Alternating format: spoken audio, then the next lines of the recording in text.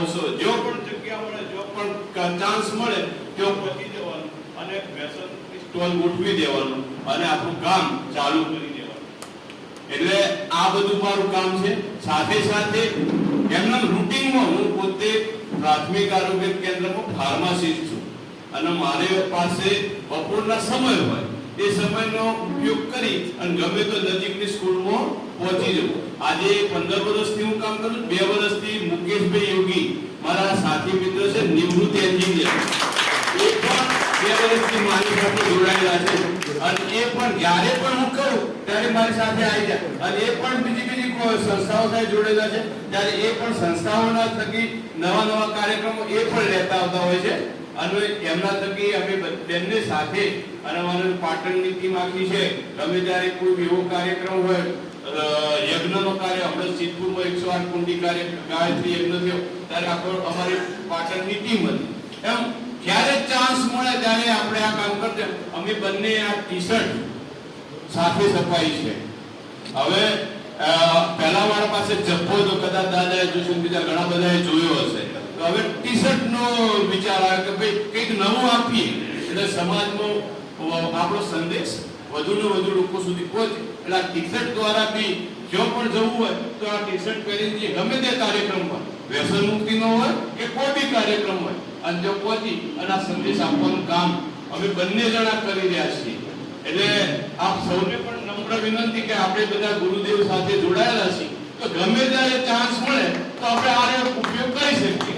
કાલે એક જ નાની વાત, અમારા તો પાટણમાં સરસ્વતી નદી કિનારે આનંદેશ્વર મહાદેવનું મંદિર, ત્યાં એક સ્કૂલના બાળકો આવેલા પિકનિક માટે.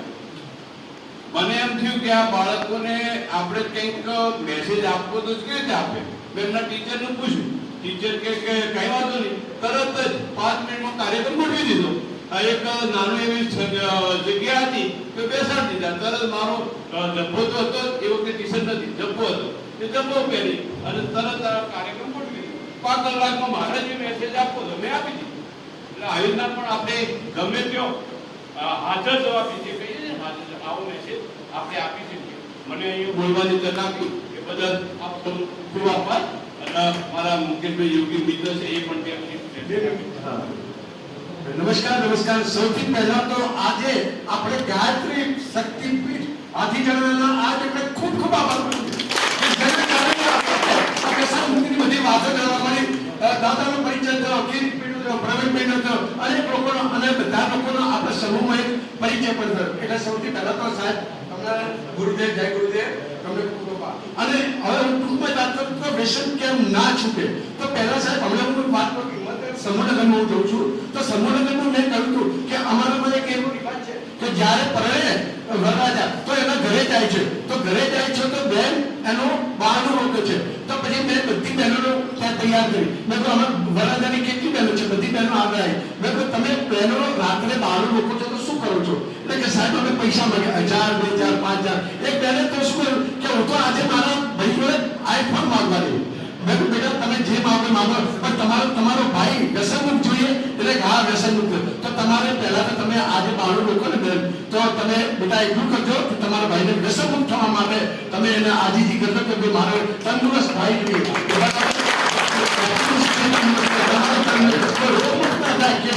કેન્સર મુક્ત ના થાય આવું પણ આપણે કરી શકીએ. બીજી બધી ઘણી વાતો છે પણ હાલ આપણે ટાઈમનો અભાવ છે એટલે અમે સાહેબે બહુ સરસ વાત કરી. તમે વાત કરી બધી વાતો અમે કરી છે. કઈ વાતો ઇમોશનલ તમે બધાથી છે ને આવી જશો પણ તમે જયારે ઇમોશનલ કરો નાની દીકરીને ઘણી આપણે ત્યાં બેઠો કે અમારો ઘરવાળો અમારો માનતો નથી તો મેં તમારી દીકરી જો ઇમોશનલ વાતો કરો તો 100% એ છોડી શકે છે. આભાર.